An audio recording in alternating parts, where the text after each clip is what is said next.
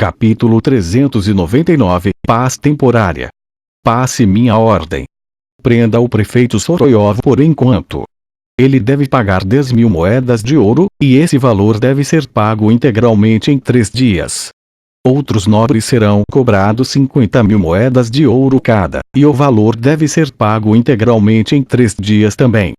Além disso, cada família precisa entregar mais de 100 soldados para ajudar na defesa da cidade. Fei disse isso. Ele olhou para os nobres que estavam felizes por estarem vivos e continuou. A partir de hoje, vocês vão defender o lado oeste da parede de defesa.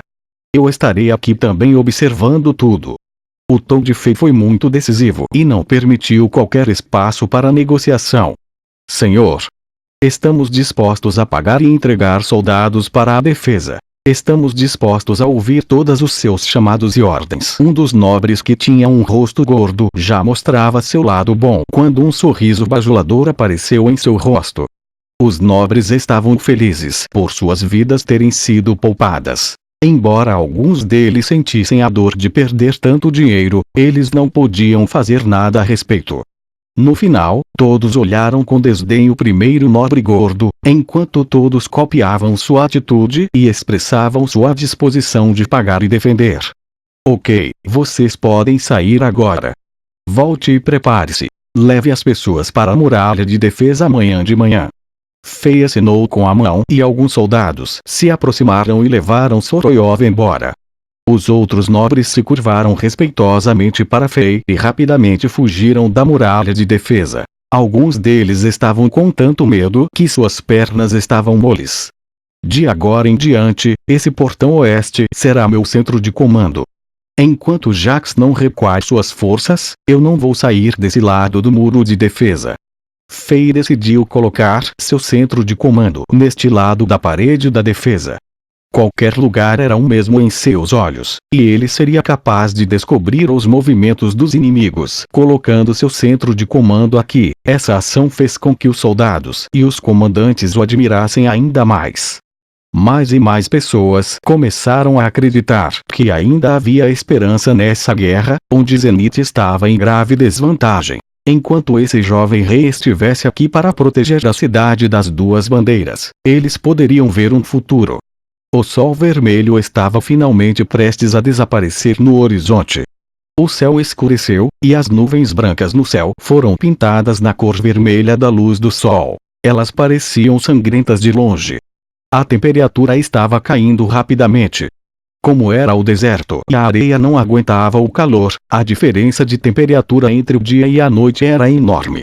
Ouviu-se que até mesmo os tigres de areia, que eram conhecidos como os barcos do deserto, podiam ser congelados até a morte nas noites frias de inverno. Como resultado, era quase impossível viajar e lutar neste clima. Nunca houve um caso de inimigos cercando uma cidade em uma noite de inverno no deserto. Então Fei e seus colegas comandantes não precisavam se preocupar muito com a segurança da cidade durante a noite. Os soldados na cidade das duas bandeiras, que lutaram durante todo o dia, puderam finalmente descansar um pouco. As 7 famílias nobres foram confiscadas, e o valor das propriedades valia mais de 1 milhão moedas de ouro. Havia mais de 600.000 moedas de ouro em suas mansões e mais tesouros raros. Tudo isto foi alocado no fundo militar. Os soldados na cidade das duas bandeiras testemunharam e participaram de todo o processo de expropriação. E Frank Ribri acordou após ser tratado por Fei pela segunda vez, e os médicos da cidade também apareceram e ajudaram. Havia muitas testemunhas e provas que indicavam que a Chambord não se apropriava indevidamente dos tesouros.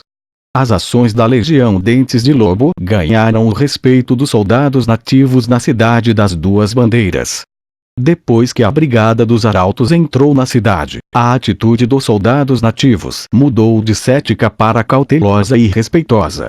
Era preciso admitir que o carisma de Fei representava 80% do trabalho, mas as amizades que foram construídas entre os soldados nativos e os soldados da Legião Dentes de Lobo durante as batalhas de hoje também ajudaram muito. De estranhos amigos, os 2 grupos diferentes de soldados estavam se conhecendo rapidamente. Fei ficou feliz em ver isso. Isso ajudaria a aumentar a concentração e a capacidade de combate das forças militares. Antes que a noite chegasse, as notícias sobre o rei de Chambord executando os líderes das 7 famílias nobres já circulavam pela cidade. Além de estarem chocados, as pessoas na cidade das Duas Bandeiras perceberam a personalidade direta e agressiva do novo primeiro comandante.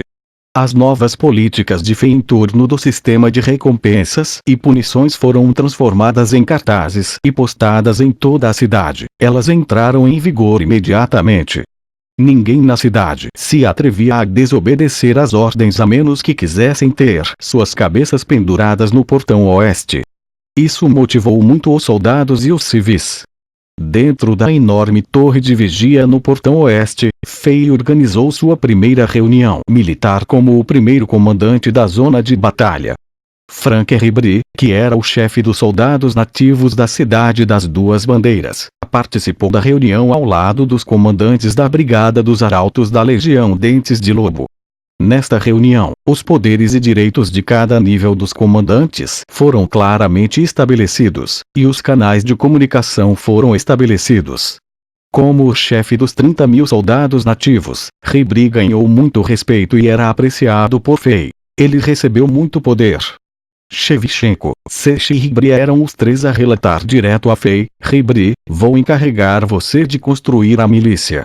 Você está muito mais familiarizado com a cidade em comparação com os outros. Fei riu e disse: você terá muito trabalho nos próximos dias. É uma honra servi-lo. Eu não me importo com trabalho duro, respondeu Ribri. Ele era uma pessoa direta, e ele era bastante másculo. Como ele já admirava muito Fei, ele seguiu todas as ordens de Fei sem hesitação. Ótimo! Dos 36.000 soldados que temos, eles serão divididos em 3 grupos, e vocês 3 irão liderar um. Cada grupo será responsável por patrulhar e proteger a parede de defesa em um determinado momento, e vocês devem rotacionar as responsabilidades. O número de soldados que patrulham a área pode ser reduzido pela metade durante a noite. Todos os recursos serão fornecidos pelo Departamento de Logística da Legião Dentes de Lobo, e isso é tudo por agora. O resto da Legião Dentes de Lobo estará aqui em 2 dias, e nós discutiremos mais questões então. Fei encerrou a reunião. Esta reunião não foi tão longa, e todos os comandantes saíram e voltaram para seus locais de defesa. Ribri, que foi reconhecido e valorizado por Fei, estava muito animado. Sem se preocupar com os ferimentos que ainda não haviam se recuperado completamente, ele começou a se preparar para a construção da milícia. Desde o aparecimento dos invasores, houve um toque de recolher à noite na cidade das Duas Bandeiras. No entanto, não parecia menos intenso e menos ocupado quando estava escuro lá fora. Fei manteve PS, Drogba, Uerk e Canorte como seus guardas temporários. Embora os soldados estivessem patrulhando em frente à torre de vigia, estava bem vazio dentro da torre de vigia. Fei estava sentado em uma cadeira de pedra que tinha uma camada de couro, e ele estava pensando em como o resto da Legião Dentes de Lobo poderia passar pelos inimigos de Jax que haviam cercado a cidade. O número de inimigos aumentava a cada dia, pois havia muitos reforços chegando. Este era um grande problema. Com exceção dos soldados, havia também o Departamento de Logística Central que detinha muitos recursos, incluindo alimentos e suprimentos. A velocidade de movimento deles era bem lenta. Ao contrário dos cavaleiros da Brigada dos Arautos, que conseguiram atravessar as linhas de defesa dos inimigos com um só avanço, o resto da Legião Dentes de Lobo, que tinha 30.000 soldados, sofreria cerca de 7.000 baixas se quisessem atravessar os inimigos à força, e a perda de comida e suprimentos não podia nem mesmo ser contada. Além disso, era uma dor de cabeça só de pensar em como esses soldados poderiam entrar na cidade. Demoraria um pouco para 30.000 soldados entrarem na cidade, e os inimigos poderiam usar essa oportunidade quando o portão estivesse aberto e fosse carregado. Isso seria catastrófico. Fei se sentiu exausto só de pensar nisso. Se não fosse pela morte de Krasik e se Chambord não estivesse a apenas 400 quilômetros de distância da Cidade das Duas Bandeiras e pudesse estar em perigo depois que a Cidade das Duas Bandeiras fosse conquistada, Fei iria querer se safar e deixar este lugar. Desde que ele tinha o Diablo Vorut, ele poderia ficar em Chambord e apenas mostrar sua força depois que ele se tornasse invencível. Essa era uma vida mais emocionante. Fei olhou pela porta e olhou para o acampamento de Jax, que era bastante brilhante no escuro, e uma lâmpada apareceu em sua cabeça. Ele lembrou que tanto Tanasha quanto Paris lhe deram algumas caixas mágicas. Abra as caixas em ordem depois de encontrar dificuldades, foi o que essas duas mulheres inteligentes e famosas lhe disseram quando lhe presentearam as caixas. 3.000 metros de distância da Cidade das Duas Bandeiras. Dentro do acampamento de Jax. A longa e fria noite chegou, e até mesmo os soldados de Jax, que já se acostumaram com esse tempo, tiveram que voltar para as tendas com fogueiras dentro delas. Somente aquecendo-se com o calor do fogo eles poderiam sobreviver à frieza.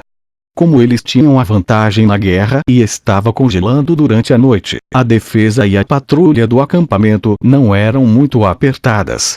Havia bloqueios instalados a 300 metros do acampamento, e eles estavam lá para impedir os cavaleiros do Zenith de entrar diretamente em seu acampamento. Claro, as chances de isso acontecer eram muito baixas nesse clima.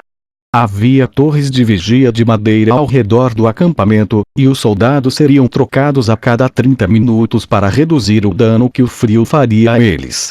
A lua brilhava lindamente no céu e o luar prateado brilhava no chão, fazendo tudo parecer mais belo e mais poético.